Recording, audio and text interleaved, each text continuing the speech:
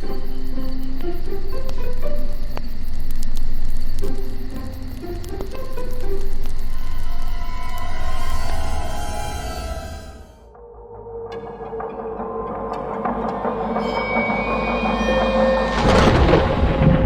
mom used to be such a bright person, but all that changed after my brother went missing and presumed dead.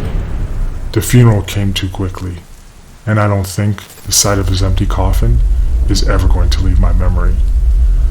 Everyone tries to cheer us up a little bit with a huge pat on the shoulders, a sad smile, or the nod of a head. Mom and I stayed longer than anyone else, except my grandfather, who stood ready to leave the house of the dead, and I urge her to move.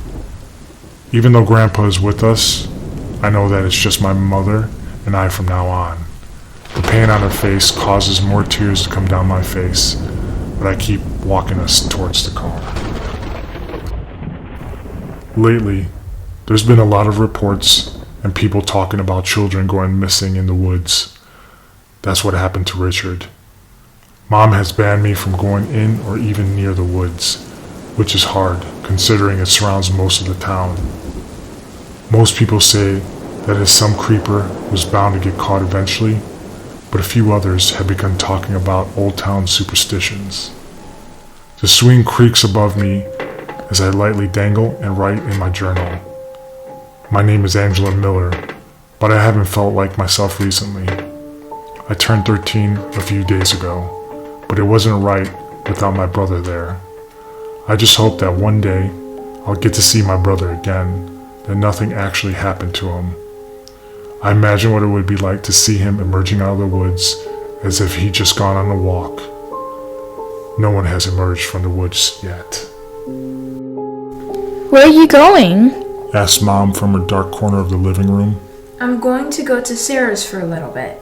I need to get out of the house. Okay, but be back before it gets dark, she says before returning her gaze to her phone. I take my bike to my friend's house, and as soon as I get there, I start to feel better and forget about my brother as we watch television and play games together. A few hours pass, and I notice that the sun is starting to go down. Oh no, if I'm home late, Mom won't let me come and hang out anymore, I say as I hop onto my bike. After a quick hug, I depart from Sarah's house and ride as fast as I can. The sunset beats me and darkness falls, but I still have a good distance to go. I glance at the woods, knowing there's a shortcut. I convince myself that nothing will be in the woods, and if there is, I'm on a bike, so I can ride away quickly. Not far into the woods, I can hear a child scream echo from the distance. At first I ignore it, but the second time I hear it, I decide to investigate and help. Leaving my bike behind, I leave the path and walk towards the screaming. I didn't want to let anyone else go missing or get hurt. Just as I'm about to find the source of the screaming, something grabs my ankle. I attempt to kick it away from me, but it's latched around my ankle and squeezes tighter. It looks like a tree branch, but a force drives me against something. The pain floods my body, but I don't feel a second hit, and darkness fills my eyes. Hey, wake up! The darkness in my eyes fades like a fog in the morning sun, and I notice a dark figure. The dark figure shuffles a little closer to me, but it takes me a moment to realize who I'm looking at. Wake up! My brother says to me.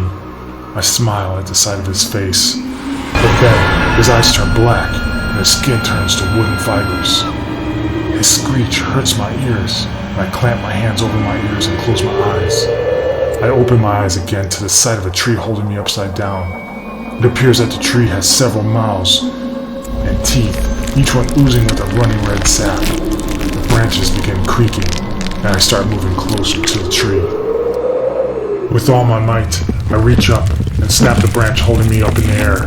The ground meets me hard, but I dart away from the tree. I trip several times on my way out of the forest, but none are the snaring branches of the sinister tree. I break out of the trees and run onto the street. My lungs and legs are burning, but I tell myself not to stop, not to slow down. Only for a moment did I ever think about my bike that I left behind. My heart skips a beat as my house comes into view, and I run harder for the door. Bursting into the living room, I see my mother in her corner watching the television, with makeup streaming down her face alongside her tears. Mom, you'll never believe what happened to me. I say as I step closer, but she doesn't respond. I look over at the television screen to see the headline, Angela Miller, still missing. I swallow hard and look back to my mother. Mom? I ask. I'm right here. She doesn't look to me, but she buries her face into her hands to sob harder. How? I ask as I look at the picture of myself on the television screen. My heart pounds and frantically look around the room. The walls appear to close in around me until I realize where I'm at. I'm inside of the tree, squeezed in between the logs. I can feel the sap coating my entire body as I wiggle to free myself. I feel razor-sharp spikes bite into me. I scream.